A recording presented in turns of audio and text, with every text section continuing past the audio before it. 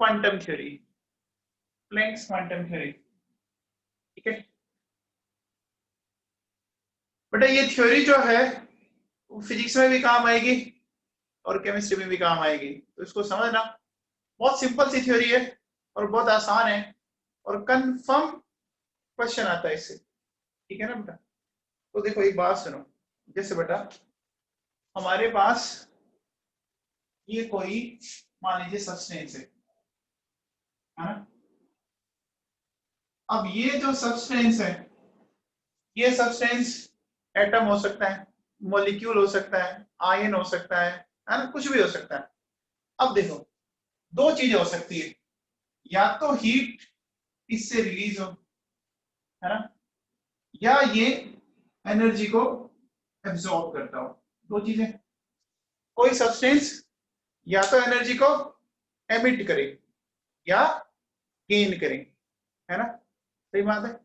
जैसे अपन किसी चीज को गर्म करते हैं तो वो हीट लेता है, और गर्म चीज का इन्वायरमेंट में खुला छोड़ दो वो हीट को लूज करता है ना? दो चीजें होती हैं, या तो एनर्जी का लॉस होगा या गेन होगा। इतना समझ में आता है? इसने क्या बोला कि ये जो एनर्जी का लॉस या गेन होता है वो हमेशा क्या होता है बेटा, आपके छोटे छोटे पैकेट्स की फॉर्म में होता है ना? स्मॉल पैकेट्स, पैकेट समझते हैं? अब देखो इस तरह के, ऐसे मान लीजिए, ठीक है ना? एनर्जी चाहे एब्जॉर्ब हो रही हो और चाहे गेन हो रही है, हमेशा वो छोटे छोटे पैकेट्स के रूप में होगी। ठीक है ना? इस फॉर्म में होगी हमेशा, पैकेट्स के फॉर्म में। ठीक है ना? अब ये पैकेट्स एक दूसरे से कनेक्ट नहीं है, इसका लिए डिसकंटिन्यू फॉर्म है। जैसे अपन मार्केट जाते हैं, बिस्किट के पैकेट्स लिए, वो पैकेट छोटा भी हो सकता है और बड़ा भी हो सकता है ना? वो डिपेंड करेगा उस सब्सटेंस पर। समझ में आ गया? जैसे आपने देखा होगा कि अपन आटा लेने जाए, अब आटे का 5 किलो का भी पैकेट मिल जाता है, 10, है ना, 50 का भी मिल जाता है, वो डिपेंड करता है। समझ में? उसने क्या बोला, किसी भी सब्सटेंस से जो एनर्जी एमिट हो रही है या गेन की जा रही है ना, वो हमेशा किस फॉर्म होती है, स्मॉल पैकेट्स के फॉर्म में। समझ में आ रहा है? तो ये पैकेट्स क्या है, डिसकंटिन्यू फॉर्म हो गई, कंटिन्यू तो नहीं है ना, पैकेट फिर दूसरा पैकेट फिर तीसरा पैकेट। समझ में आ गया? पहले इतनी बात समझ में आई, एब्जॉर्प्शन और emission of energy in the form of small packets. क्या ये बात समझ में आई? यहां तक किसी को डाउट है? यहां तक किसी को डाउट है क्या?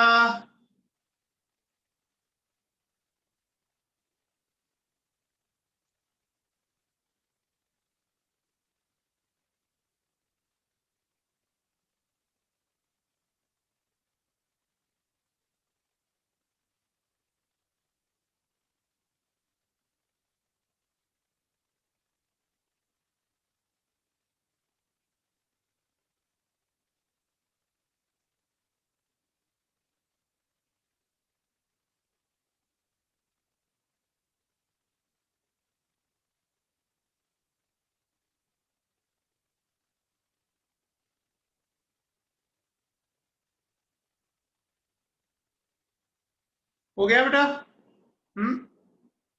यहां तक समझ में आ गया? यहां तक समझ में आ गया? तो पहला पॉइंट लिखो, लिखो बच्चों, लिखिए energy,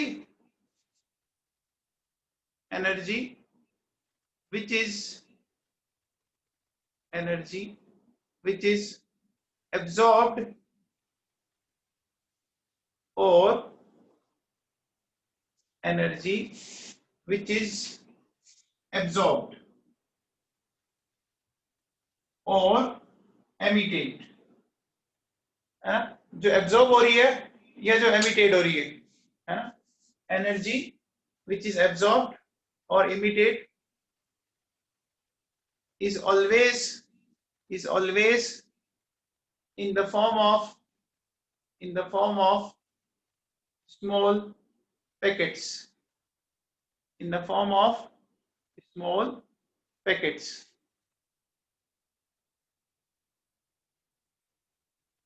It means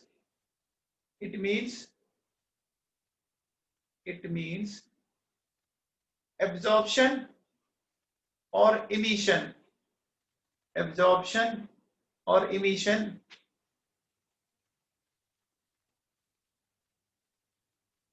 of energy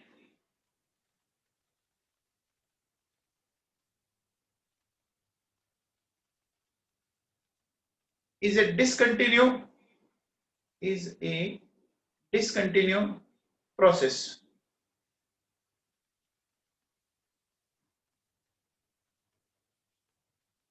ठीक है,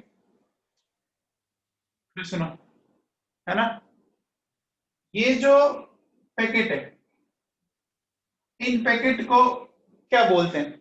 इन पैकेट को बोलते हैं अपन क्वांटम या क्वांटा। समझ में आ गया? पैकेट को क्या बोलते हैं? क्वांटम या क्वांटा। ये जो पैकेट है इनको क्या बोलते हैं? क्वांटम या क्वांटा। ठीक है, और जब ये लाइट होगी तो उस कंडीशन में इसको फोटोन बोला जाता है। कंडीशन में क्या बोला जाता है? फोटोन बोला जाता है। ठीक है ना, तो लिखिए these small packets are known as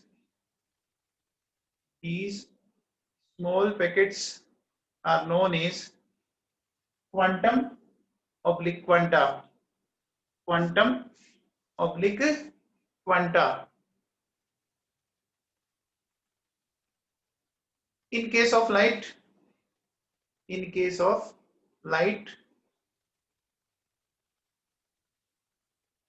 it is known as photon. It is known as photon. ये बात समझ आ गई? प्लांक भाई साहब ने क्या बोला? कोई भी सब्सटेंस, उससे हीट का एब्जॉर्प्शन या एमिशन, दो चीज हो सकती है, या तो हीट अंदर ले या रिलीज करे। वो हमेशा छोटे छोटे पैकेट्स के फॉर्म में होगा।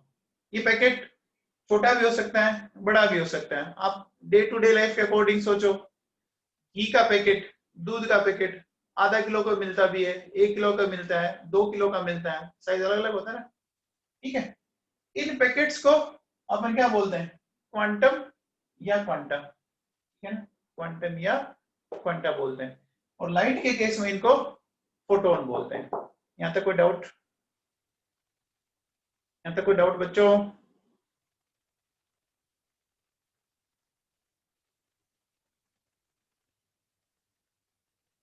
बोलो।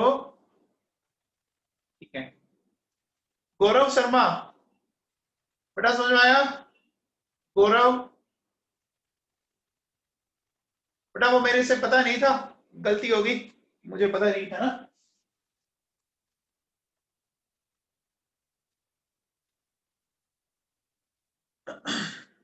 हाँ बेटा, चलो आगे देखो, सुनो।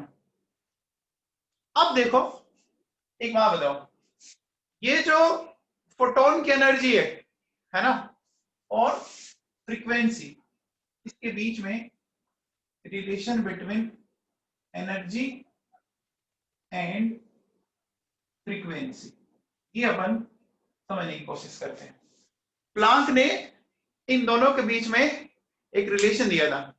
आप एक बात बताओ, क्या रिलेशन हो सकता है? थोड़ा आप प्रैक्टिकली सोचो, एनर्जी और फ्रीक्वेंसी में।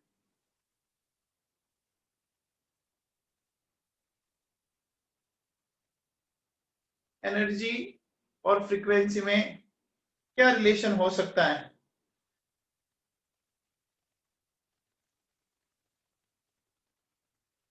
Very good Aryan Yadav. और कोई? हाँ, देखो बड़ी सिंपल सी बात है, ध्यान दो। देखो देखो बेटा, मान लीजिए ये एक 1 किलोमीटर का सर्कल है, इसको दो बंदे इसको कवर कर रहे हैं, ठीक है ना। तो एक बंदा तो क्या कर रहा है, इस सर्कल को, है ना, कवर कर रहा है। तो वो उसने 10 मिनट में 10 राउंड निकाल दिए, और दूसरा बंदा 5 ही राउंड निकाल पा रहा है। समझना ढंग से, सिंपल सी बात है, आ रहेगी। एक बंदा 10 मिनट में कितने राउंड पूरे कर पा रहा है, 10, दूसरा 5। फ्रीक्वेंसी किसकी ज्यादा है, इसकी ज्यादा है, 10 राउंड वाले की।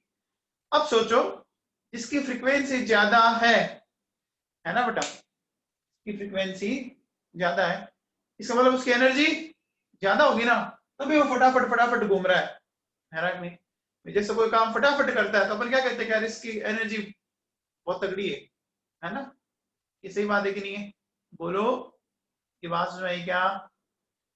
देखो, जैसे आपने क्या किया, एक रस्सी है इस तरह से, है ना बेटा।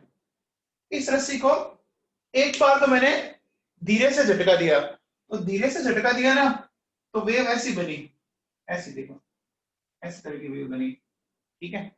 और मैंने इसको तेजी से झटका दिया, बहुत जोर से, तो ऐसे वेव बनी, है ना, इस तरह से। तो मुझे एक बात बताओ, देखो यहाँ तो वेव बहुत कम बनी, और यहाँ वेव बहुत ज्यादा बनी है ना। तो यहाँ फ्रीक्वेंसी ज्यादा है, यहाँ फ्रीक्वेंसी कम है, समझ में आ गया। तो देखो बेटा सुनो, बहुत सिंपल सा रिलेशन है कि एनर्जी जो है वो डायरेक्टली प्रोपोर्शनल है फ्रीक्वेंसी, ठीक है।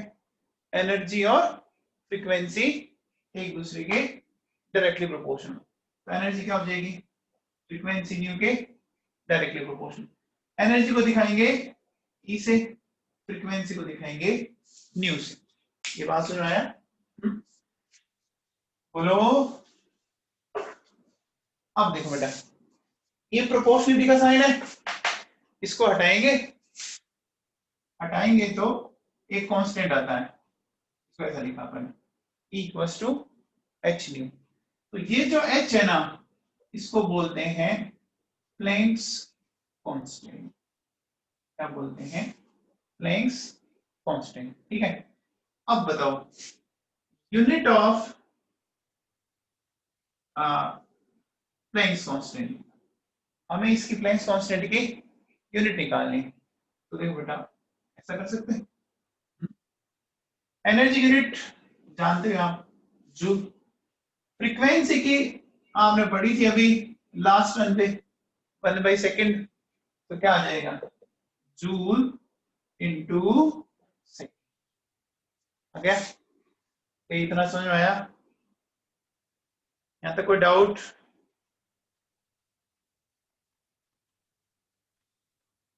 कोई डाउट बोलो, ठीक है। अच्छा, एच की वैल्यू क्या होती है, कोई बताएगा आप में से, एच की वैल्यू, एच की वैल्यू, एच की वैल्यू बताओ।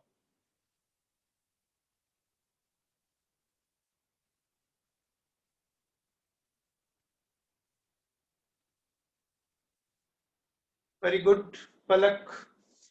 देखो, एच की जो वैल्यू है वो है 6.62 इंटू 10⁻⁻34 जूल इंटू सेकेंड, है ना, ये वैल्यू आती है, ठीक है।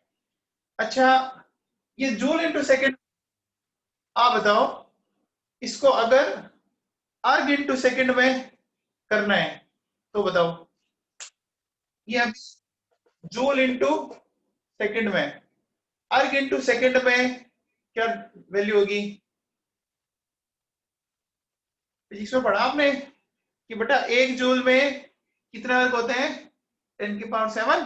Very good. देखो बेटा, फिजिक्स में आपने पढ़ा होगा कि 1 जूल इक्वल्स टू 10⁻7 अर्ग, है ना। तो ये जूल है ना बेटा, तो क्या करेंगे, देखो इस जूल की जगह ये रख दो 10⁻7 अर्ग इंटू सेकेंड। सोल्व करने पर ये आ जाएगा। आ जाएगा? यहां तक कोई डाउट है तो बोलो पहले।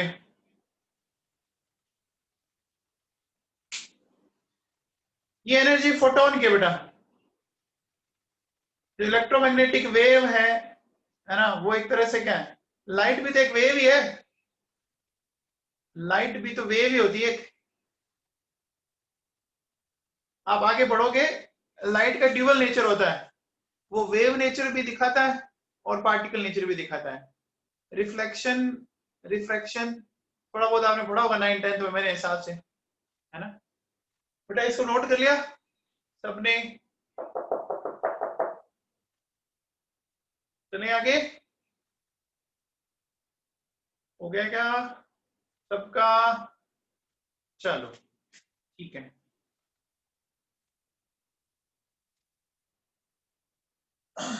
तो अभी तक एक फॉर्मूला हमारे पास निकल के आया बेटा, क्या? E equals to H D. आ गया? आ गया बेटा? अब लास्ट टर्न पे अपन ने ये पढ़ा था, देखो mu equals to C by lambda, ये पढ़ाया था मैंने, याद है क्या? ये फॉर्मूला आया कैसे था, एक्सप्लेन किया था, याद है क्या? किसी को डाउट है तो बोलो, मैं वापस बता सकता हूं। अरे ये सबको आता है क्या? सबको आता है? किसी को डाउट है तो बोलो।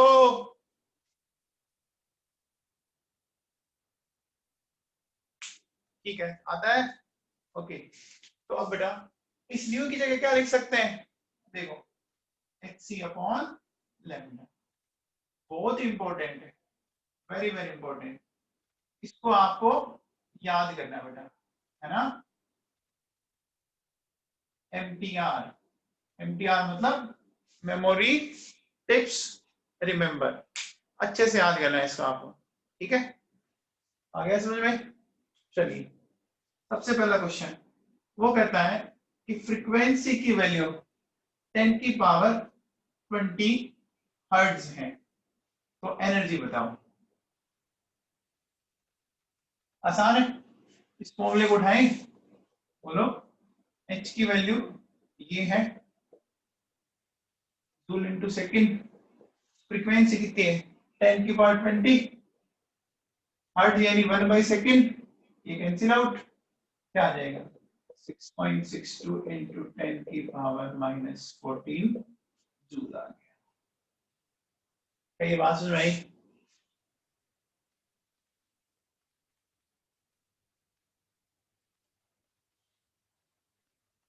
ये बात सुन आएगी क्या? चलिए अब बताओ,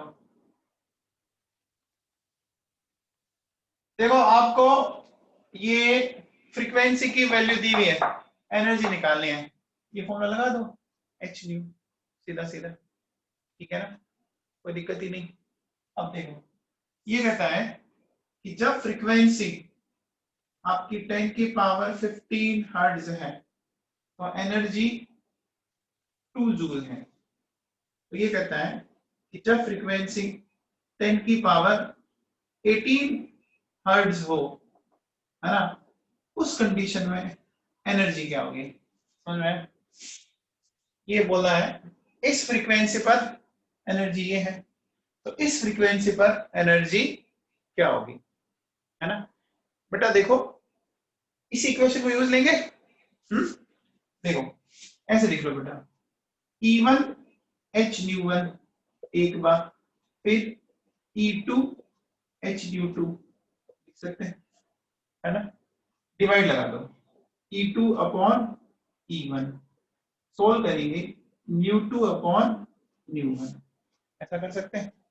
कर सकते हैं, कोई दिक्कत नहीं। तो देखो E2, E1 कितना है आपको 2 जूल दिया है, E अब देखो न्यू2 10 की पावर 18 और ये 10 की पावर 50, सोल्व कर लेंगे कितना आ जाएगा? बहुत सिंपल सिंपल से न्यूमेरिकल लिए हैं, एकदम सिंपल है। यहां तक कोई डाउट है क्या? यहां तक कोई डाउट?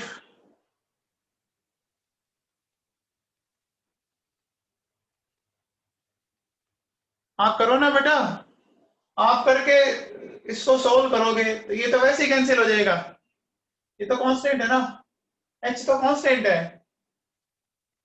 उसको सोल्व करने का मतलब नहीं। हाँ यूनिटरी मेथड से कर सकते हो, प्रोपोर्शनलिटी का ना कर सकते हो। हाँ जी, यहाँ तक किसी को कोई डाउट? हाँ बेटा, इतनी एनर्जी एक फोटोन की, ये जो हमने लिखा है ना, ये formula energy of one photon है, ठीक है, एनर्जी ऑफ वन फोटोन है।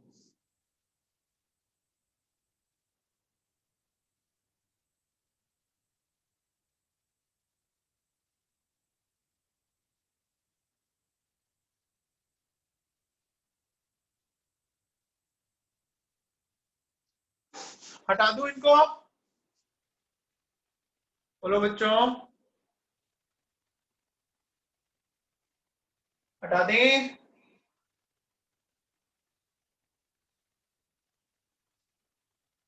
चलिए बात को आगे बढ़ाते हैं। देखो, ये जो मैं क्वेश्चन दे रहा हूं, ये नीट में आया हुआ है ना, ये क्वेश्चन आया था नीट 2013 के अंदर, ठीक है ना। तो देखो क्या था क्वेश्चन, उसने बोला एच की वैल्यू ये है, ठीक, ये दी।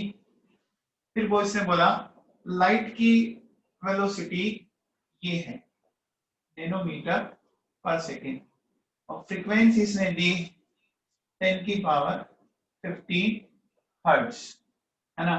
तो कहता है कैलकुलेट वेवलेंथ इन नैनोमीटर। ये नीट 2013 का क्वेश्चन है। एच की वैल्यू दी, लाइट की वेलोसिटी दी 3 इंटू 10 की पावर 17 नैनोमीटर पर सेकेंड, ठीक है, और फ्रीक्वेंसी दी हुई है। आपको क्या पूछ रहा है ये कि कैलकुलेट वेवलेंथ इन नैनोमीटर, बता दो बच्चों।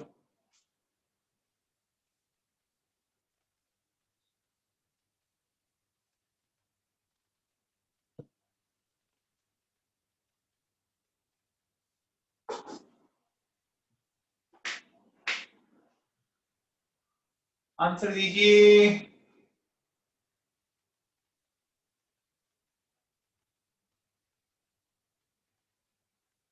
गौरव आंसर बता बेटा।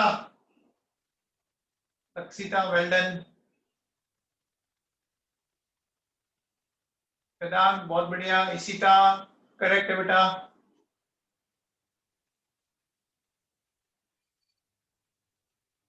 हाँ जी, वेरी गुड गौरव। चलो देखो सुनो, देखो इसने है ना, ये जो एच दिया है ये कोई काम का नहीं है ना। देखो आपको ये वाला फॉर्मूला काम आ जाएगा, है ना, nu equals to C by lambda. तो लैम्डा क्या हो जाएगा, सी अपॉन न्यू। देखो ये क्या दे रखा है, 3 इंटू 10 की पावर 8 नैनोमीटर पर सेकेंड, इन फ्रीक्वेंसी 10 की पावर 50, ये क्या होगी, हर्ट्ज यानी सेकेंड इनवर्स, ये कैंसिल हो जाएगी। सोल्व कर लीजिए, कितना आ जाएगा, 300। इस क्वेश्चन में किसी को डाउट नहीं होना चाहिए, बहुत सिंपल क्वेश्चन था, ये नीट में आया हुआ बेटा।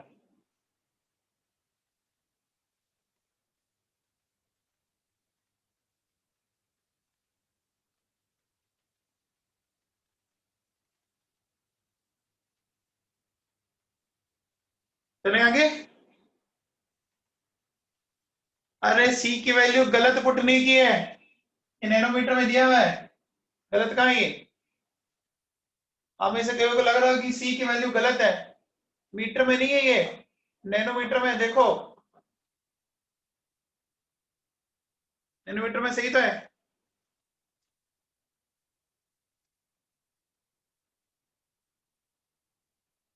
हाँ 10⁻17 है ना।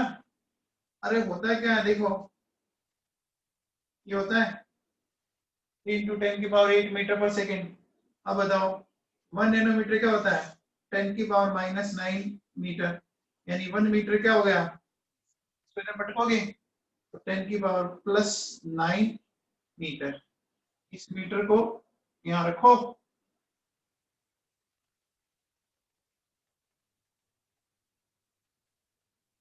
तो क्या हो जाएगा, बोलो क्या हो जाएगा, 3 × 10⁸ और ये आ जाएगा। ठीक है, यहाँ तक कोई डाउट?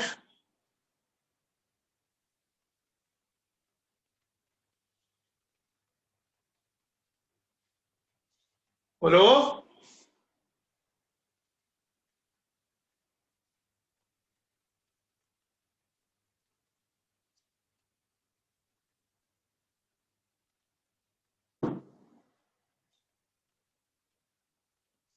हाँ जी, ठीक है, हो गया भाई, हो गया।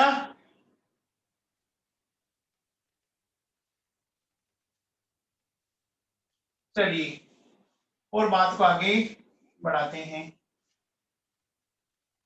देखो मैं क्वेश्चन देता हूं आपको, कहता है कि लैम्डा ऑफ फोटोन,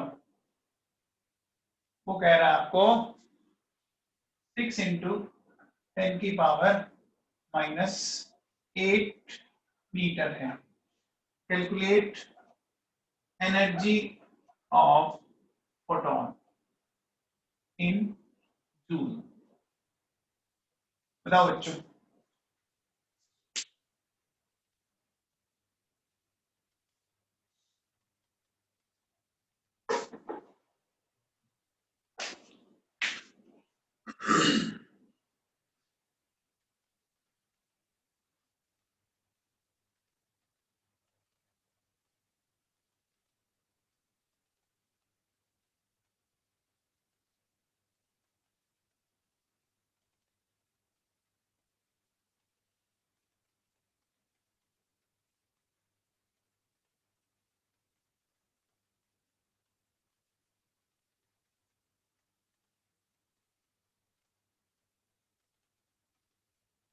हो गया भाई?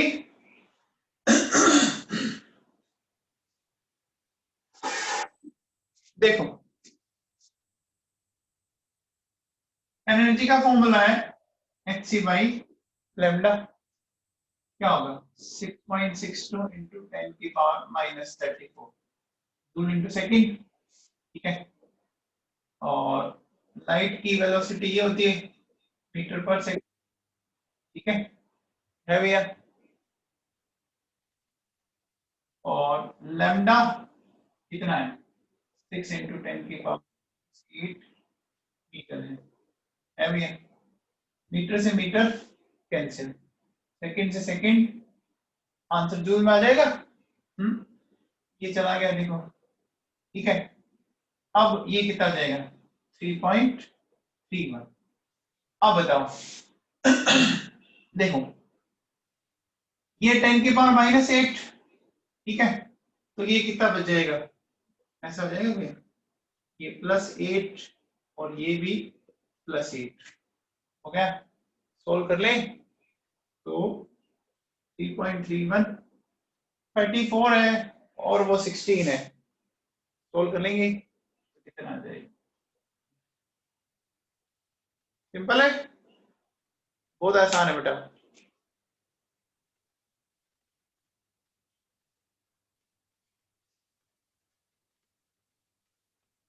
चलिए नेक्स्ट क्वेश्चन बताओ।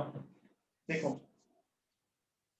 ये कहता है कि जब लैम्डा 4000 एंगस्ट्रॉम है तो एनर्जी है आपकी 2 जूल। तो जब, है ना, 2000 एंगस्ट्रॉम होगा तो एनर्जी क्या हो जाएगी?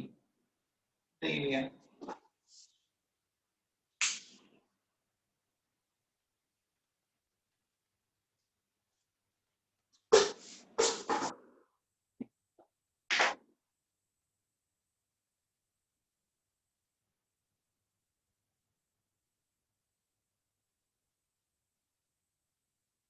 वेरी गुड,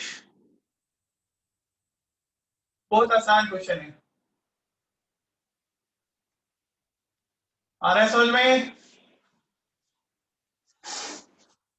देखो, एनर्जी और वेवलेंथ दोनों एक दूसरे क्या चल रहे हैं? इनवर्सली है ना। देखो बेटा, E equals to H C by lambda, तो E inverse proportional to lambda हो गया। ऐसा कह सकते हैं, है ना। अब देखो, अगर ऐसा लिखें E2 तो ये हो गया लैम्डा 2, है ना, और E1 तो ये हो गया लैम्डा 1। इसको ऐसे बोल दे इक्वेशन, वो क्या आ जाएगा? E2 अपॉन E1 डिवाइड कर दो, तो डिवाइड करोगे तो ये आ जाएगा क्या?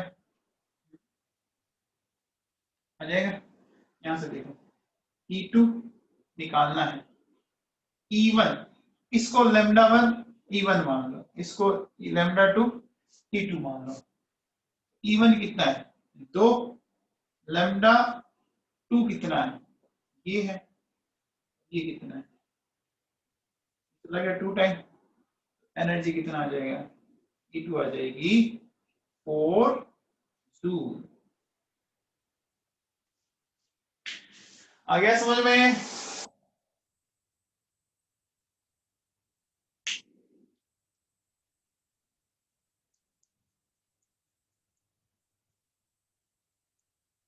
किसी को डाउट है?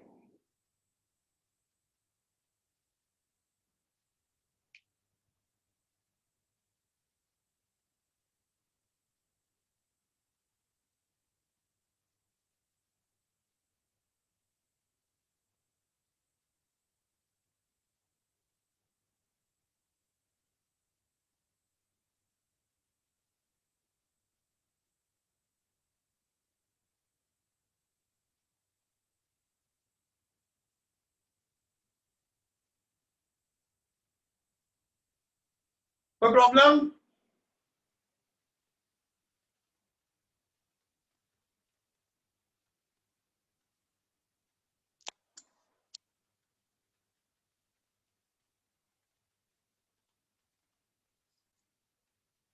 अरे तो ये फॉर्मूले से तो किया है, ये तो कांस्टेंट है, ये तो कैंसिल हो जाएगा। अरे ये फॉर्मूले से किया है मैंने, एच सी कांस्टेंट है, ये तो कैंसिल हो जाएगा ना।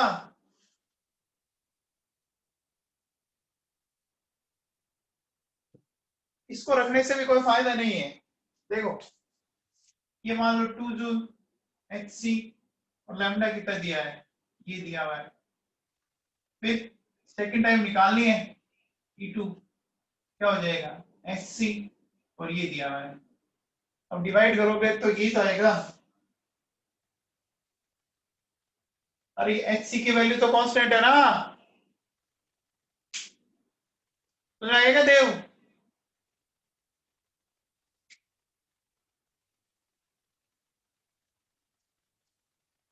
चलो एक बात बताओ, देखो बेटा, हमारे पास ये फॉर्मूला है, energy equals to H C by H की वैल्यू है 6.62 इंटू 10 की पावर -34 जूल इंटू सेकेंड, और ये है मीटर पर सेकेंड, और लैम्डा, ठीक है, ये तो कांस्टेंट है। इन कांस्टेंट की वैल्यूज मैंने रख ली, एच की वैल्यू इनको रख लिया। देखो बेटा, ये सेकंड से सेकंड कैंसिल हो जाएगा ना, हो जाएगा। वो मीटर पर सेकंड है और ये जूल इनटू सेकंड है, डिफरेंस है, चेक करो, डिफरेंस है ना। है, इसको मल्टीप्लाई करेंगे, मल्टीप्लाई करने पर ये कुछ आएगा, देखो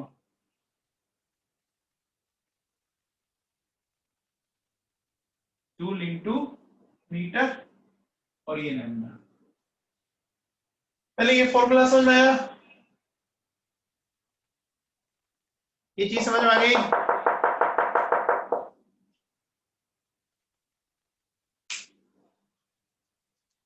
ये चीज समझ में आ गई क्या?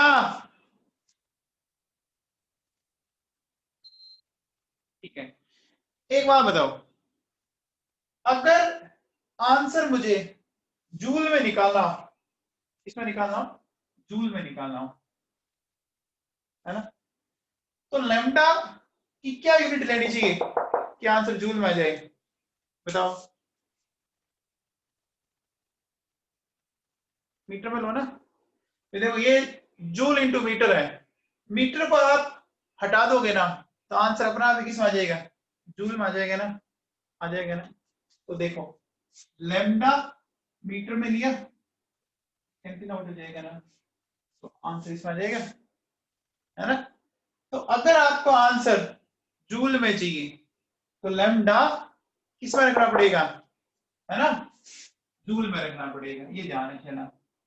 अगर आपको आंसर जूल में चाहिए तो लैम्डा मीटर में लेना है, ठीक है।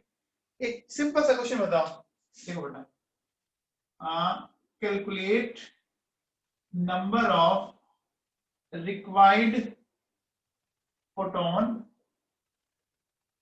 टू प्रोड्यूस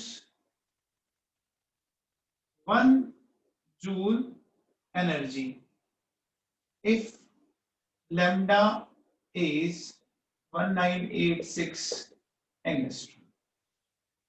बताओ भैया,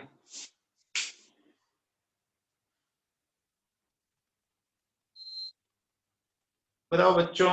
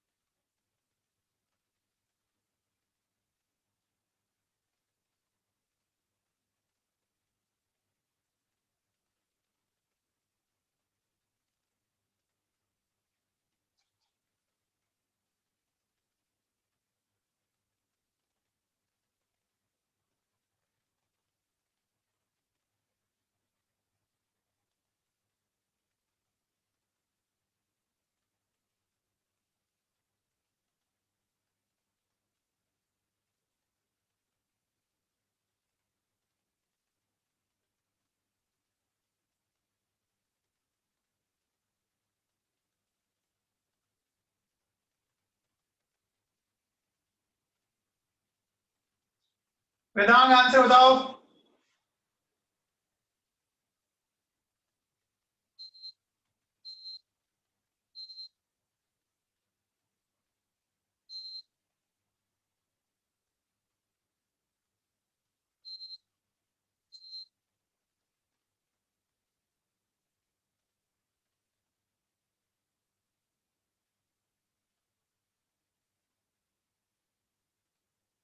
वेदांत, गौरव शर्मा, बोलो बेटा।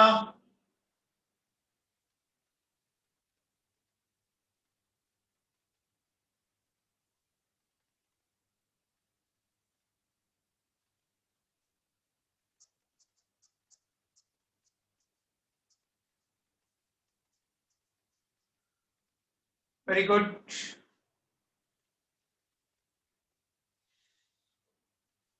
गौरव करेक्ट बेटा। देखो सबसे पहले एक काम करो, आप एनर्जी ऑफ 1 फोटोन निकालो,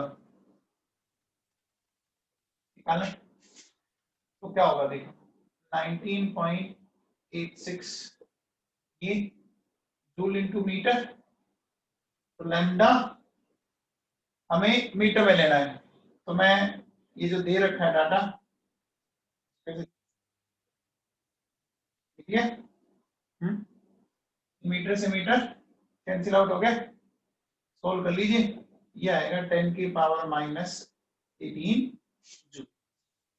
आप देखो इतनी एनर्जी चाहिए तो एक फोटोन चाहिए आपको, इतनी एनर्जी, है ना। तो क्या कह सकते हैं, देखो 10 की पावर माइनस 18 जूल ये एक फोटोन से हो जाएगा, तो 1 जूल क्या हो जाएगा 1 अपॉन 10 की पावर माइनस 18, यानी क्या हो गया 10 की पावर प्लस 18 फोटोन।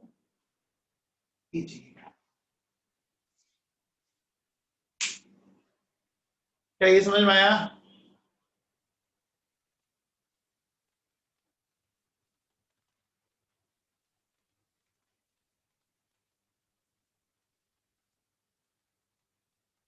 तो कोई डाउट?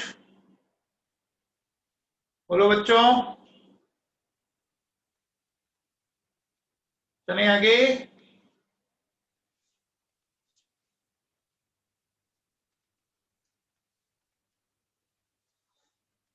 हो गया जी।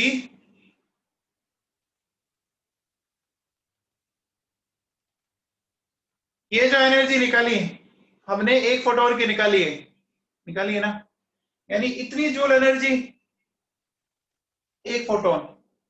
तो यूनिटरी मेथड से एक जूल इधर आ जाएगा ना सीधा सीधा। ये आपको करना है क्या है कि आपकी required energy divided by energy 1 photon, ठीक है ना। तो ये क्या आ जाएंगे नंबर ऑफ फोटोन आ जाएंगे। तो रिक्वायर्ड एनर्जी कितनी है 1 फोटोन कितनी है 10 की पावर माइनस 18।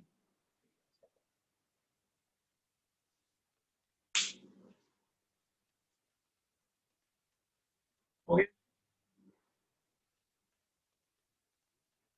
हो गया।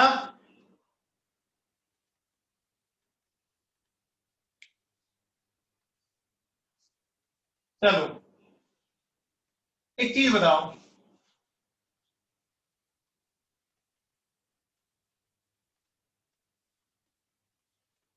ये एक आपने सुना होगा 1 इलेक्ट्रॉन वोल्ट, है ना। 1 इलेक्ट्रॉन वोल्ट क्या होता है, कौन बताएगा हमें से? What is 1 electron volt? बताओ भाई।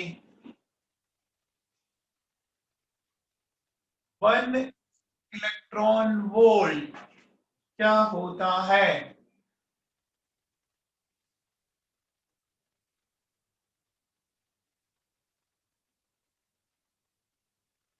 वेरी गुड पलक।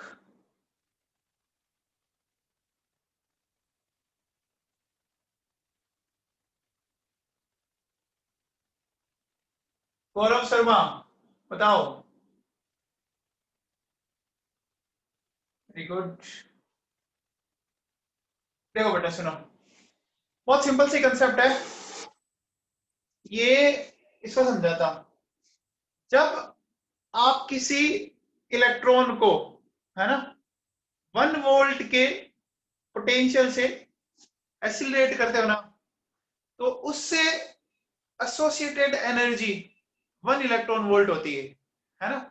वो देखो बेटा सुनो, आप लोगों ने फिजिक्स में या 9th-10th में ये फॉर्मूला पढ़ा था क्या? बताओ बेटा, ये 9th-10th में पढ़ा हुआ है, potential difference equals to work done divided by charge, पढ़ा है ना। यहां से मैं वर्क क्या कह सकता हूं, क्यू भी कह सकता हूं, कह सकता हूं। वर्क की तो क्या होती है, एनर्जी होती है, वर्क की तो एनर्जी है। तो एनर्जी एक तरह से क्या आ गई, क्यू भी आ गई, आ गई बेटा, है ना, आ गया। अब देखो हम एक इलेक्ट्रॉन को 1 वोल्ट से एक्सीलरेट करेंगे, v का वैल्यू मैंने लिया 1 वोल्ट, ठीक है। तो उस इलेक्ट्रॉन पे चार्ज कितना होता है 1.6 इंटू 10 की पावर माइनस 19। तो ये कूलम और वोल्ट, इसका मतलब ये क्या आ गया, एनर्जी क्या होगी ये आ गई आपकी जूल में, एनर्जी होगी 1.6 इंटू -19 जूल। होगी कि नहीं होगी? तो बेटा 1 इलेक्ट्रॉन वोल्ट याद कर लिया आप, बहुत काम की चीज है, समझ में आ गया? 1 इलेक्ट्रॉन वोल्ट क्या हुआ? सुनो, जब भी किसी इलेक्ट्रॉन को 1 वोल्ट के पोटेंशियल डिफरेंस से एक्सीलरेट करते हैं तो उससे एसोसिएटेड एनर्जी, उसको अपन क्या बोलते हैं? 1 इलेक्ट्रॉन वोल्ट। उसकी वैल्यू जूल में ही आती है। तो लिख लो इसकी डेफिनेशन, डेफिनेशन लिखो बच्चों।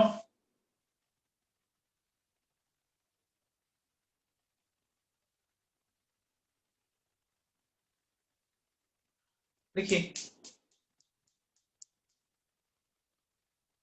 लिखिए, when an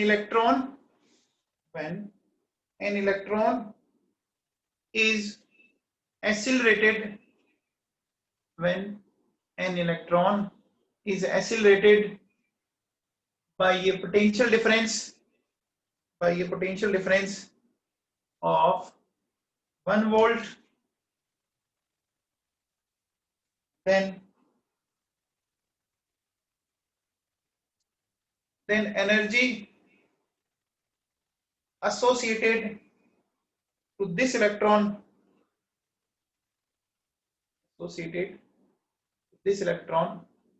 is known as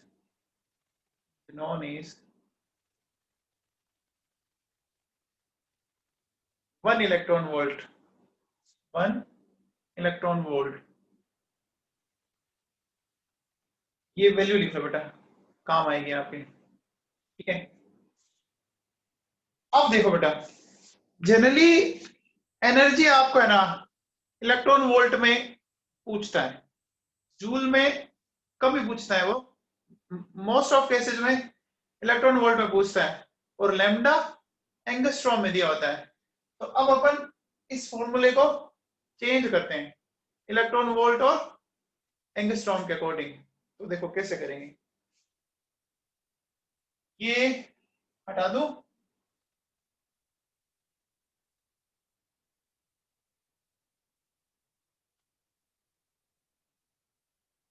बेटा समझने की कोशिश करें।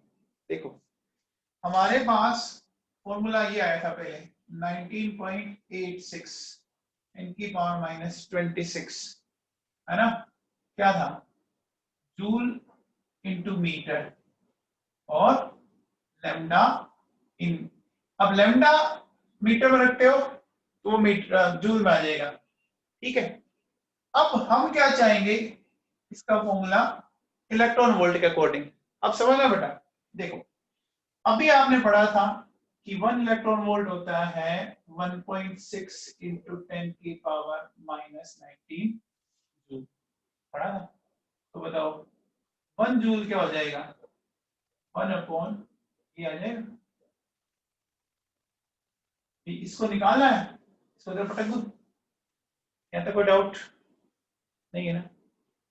अरे नहीं है, फिर देखो 1 एंगस्ट्रॉम 10 की पावर -10 मीटर, तो आप बताओ 1 मीटर क्या हो जाएगा? 1 अपॉन 10 की पावर -10, यानी कि क्या हो गया? तो देखो हमारे पास मीटर की भी वैल्यू आ गई, जूल की आ गई, जूल की जगह मीटर की जगह रख दे बेटा, रखने पे देखो क्या आएगा 19.86, ठीक है? जूल की जगह ये लिख दो, ठीक है? ठीक है, और मीटर की जगह ये लिख दो 10 की power 10 angstrom divided by lambda, आ जाएगा। अब देखो जब आप इसको सोल्व करेंगे, है ना, तो सोल्व करने पे देखो क्या आएगा बेटा, ये आता है 12 का 400 इलेक्ट्रॉन वोल्ट इंटू एंगस्ट्रॉम। अब बताओ आपको आंसर अगर इसमें निकालना हो इलेक्ट्रॉन वोल्ट में, तो लैम्डा किसमें रखोगे, लैम्डा किसमें रखोगे, एंगस्ट्रॉम में रखेंगे ना। तो बस ये ध्यान रखना, ये फॉर्मूला बहुत काम का है, बहुत ज्यादा काम का है। इस पर खूब क्वेश्चन आते हैं, है ना। 1 2 का 4 याद हो जाएगा, 1 2 का 4 4 2 का 1 याद है। वो इस तरह से जैसे देखो सुनो, ये क्वेश्चन है, लैम्डा की वैल्यू अगर 3000 एंगस्ट्रॉम है तो बताओ energy in electron volt. Simple है, रख दो। देखो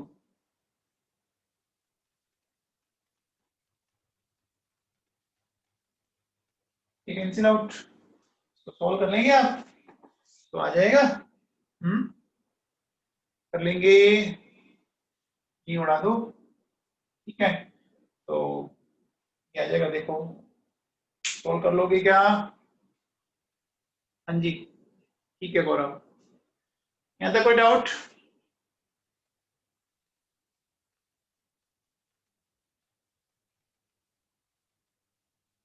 यहाँ तक कोई डाउट। ये फॉर्मूला याद कर लेना भैया, काम आता है ये, फिजिक्स में भी खूब काम आएगा और केमिस्ट्री में भी खूब काम आएगा। कर लेंगे।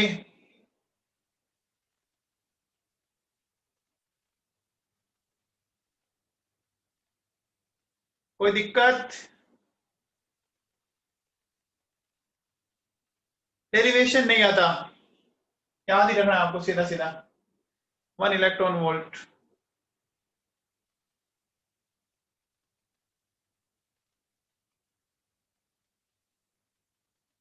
हो गया, चलिए आगे। ये याद कर लो,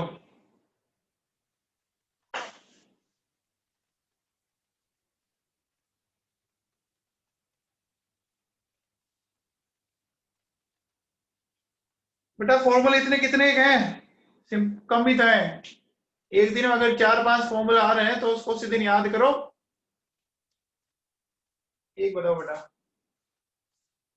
आपको बोला कि लैम्डा मैंने दे दिया 1240 एंगस्ट्रॉम, है ना। Then calculate energy of 1 mole photon, बताओ भाई।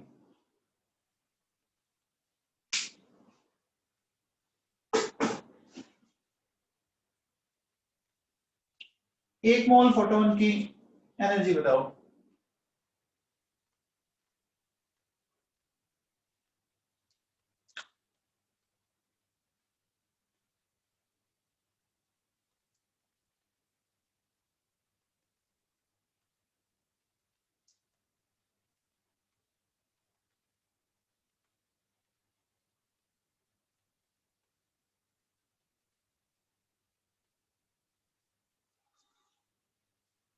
वेरी गुड अभिषेक।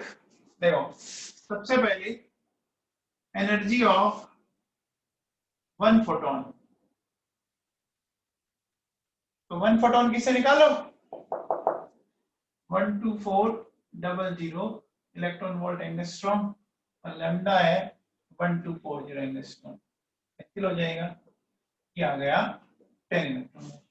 अब हमें एनर्जी ऑफ 1 मोल फोटोन की चाहिए, 10 मल्टीप्लाइड बाई बोलो 6.023 इंटू 10 की पावर 23, ठीक है, कर सकते हैं। तो आज की क्लास बेटा खत्म कर दें, पढ़ना इनको और फॉर्मूले लर्न करते रहना। एक अलग से डायरी बना लो, उसमें लिखते जाओ।